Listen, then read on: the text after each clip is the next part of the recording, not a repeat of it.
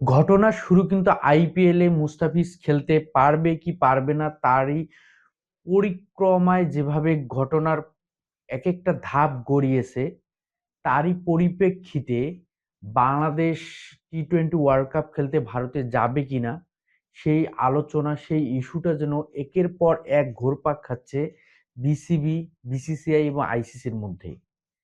সেখানে বিসিবির যে অনড় অবস্থান, সেই অবস্থান থেকে কিন্তু বিন্দু পরিমাণ সরে যায়নি বিসিবি, বাংলাদেশ ক্রিকেট বোর্ড। সেখানে আইসিসি এবং বিসিবির মধ্যে আজকে ভার্চুয়ালি একটা মিটিং হয়েছে এবং সেখানে আইসিসির ঊর্ধ্বতন কর্মকর্তারা উপস্থিত ছিলেন। সেখানে হচ্ছে বিসিবির সভাপতি আমিনুল ইসলাম বুলবুল, ফারুক আহমেদ এবং অন্যান্য যে উচ্চ পর্যায়ের যে কর্মকর্তারা তারা কিন্তু উপস্থিত ছিলেন। এবং সেই অবস্থানে যখন আইসিসি বাংলাদেশকে প্রস্তাব করে, অনুরোধ করে যে ভারতে খেলার বিষয়টি পূর্ণ বিবেচনা করা যায় কি না, সে বিষয়ে বিসিবি তাদের অবস্থানটা ক্লিয়ার করে দিয়েছে। তারা কোনোভাবেই ভারতে খেলতে যাবে না। যদি ভারতের মাটিতেও তাদের ভেন্যুগুলো চেঞ্জ করা হয়, সেক্ষেত্রেও বিসিস বিসিবি জানিয়ে দিয়েছে বাংলাদেশ দল ভারতে পাঠাবে না। ভেন্যু চেঞ্জ করা হলেও বাংলাদেশ দল ভারতের মাটিতে খেলতে যাবে না।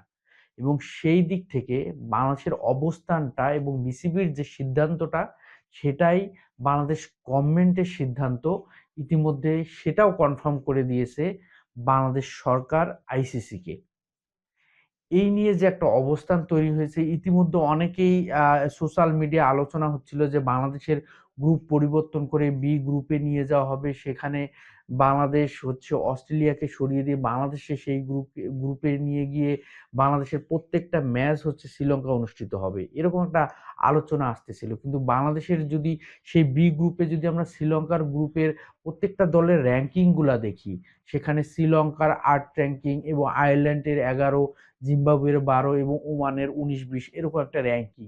তো সেখানে বাংলাদেশের র্যাঙ্কিং যখন নয়, তখন কিন্তু এটা ইমব্যালেন্স হয়ে যাচ্ছে। তো সেই দিক থেকে কোনোভাবেই কিন্তু সেটা পসিবল না। পসিবল তখনই হবে যদি সেখানে অস্ট্রেলিয়াকে রেখে যদি আয়ারল্যান্ড অথবা জিম্বাবুয়েকে সরিয়ে নেওয়া হয়, সেই জায়গায় যদি বাংলাদেশকে নিয়ে যাওয়া হয়, তাহলে হয়তোবা সেই গ্রুপটা পরিবর্তন হতে পারে, বাংলাদেশের অবস্থানটা, গ্রুপের অবস্থানটা পরিবর্তন হতে পারে বাংলাদেশের দলের। এবং সেক্ষেত্রে আয়ারল্যান্ড কি মেনে নিবে, অস্ট্রেলিয়া কি মেনে নিবে, বা হচ্ছে শ্রীলঙ্কা কি মেনে নিবে, এটা অবশ্যই একটা মিউচুয়াল বোঝাপড়ার মধ্য দিয়ে সেই আলোচনাটা আগাতে হবে। সেটা আইসিসিকে যে কন্ট্রোল করে, ক্রিকেট মোড়ল হিসেবে নিজেদেরকে দাবি করে বিসিসিআই বা ভারত, যেভাবে ক্রিকেটটাকে রাজনীতিকরণে ঢুকিয়েছে, যেভাবে ক্রিকেটটাকে জুয়ার আসর বানিয়েছে, যেভাবে ক্রিকেটের মোড়ল হিসেবে ক্রিকেটের আধিপত্যটাকে নিজের ধরে নিতে চায়, এমনই একটা প্রভাব বিস্তার একের পর এক করে যাচ্ছে ভারত। এটা ক্রিকেটের যে একটা এন্টারটেনমেন্ট, ক্রিকেটের যে একটা সৌন্দর্য, সেটা কিন্তু একেবারে বিনষ্ট হয়ে যাচ্ছে। এবং আমরা যদি দেখি, যুক্তরাষ্ট্রের 15 সদস্যের যে বিশ্বকাপের স্কোয়াড ঘোষণা করা হয়েছে, সেখানে 4 জন খেলোয়াড়কে কিন্তু ভিসা দেয়নি ভারত।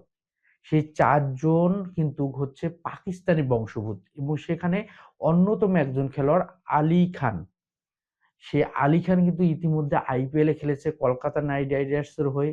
সে আলী খানকেও কিন্তু তারা হচ্ছে কোনো ভিসা দেয়নি। তো সেক্ষেত্রে তারা কতটা হচ্ছে কঠোর, কতটা উগ্রপন্থী, কতটা মানে রাজনীতিকরণ নিয়ে এসেছে এই ক্রিকেটটার মধ্যে। এবং যুক্তরাষ্ট্রকে সাথে পাকিস্তানকে তারা এক প্রকার যেন চেপে রাখতেছে। তো ভারত যেভাবে আইসিসি কে কন্ট্রোল করতেছে, ভারত যেভাবে ক্রিকেটটাকে সংকুচিত করতেছে, এই ক্ষেত্রে ক্রিকেটটা কিন্তু প্রসারিত হতে অনেকটা বাধাগ্রস্ত হচ্ছে। এই ক্ষেত্রে কিন্তু ক্রিকেটটা বিশ্বের মধ্যে ক্রিকেট খেলাটা ছড়িয়ে যেতে অনেকটা বাধার সম্মুখীন হচ্ছে। এক্ষেত্রে ভারতীয় দল যেভাবে টাকার কাছে যেভাবে ক্রিকেটটাকে বিক্রি করতেছে, সেক্ষেত্রে কিন্তু লাভবান ভারত যতখানি না হচ্ছে, কিন্তু ক্রিকেটটা একটা সময় এভাবে হারিয়ে যেতে থাকবে, প্রত্যেকটা দেশ থেকে হারিয়ে যেতে থাকবে, বাংলাদেশ থেকে হারিয়ে যেতে থাকবে। ক্রিকেটটা একসময় বিলীন হয়ে যাবে ভারতের রাজনীতির কারণে, ভারতের এরকম সংকীর্ণতা মন মানসিকতার কারণে।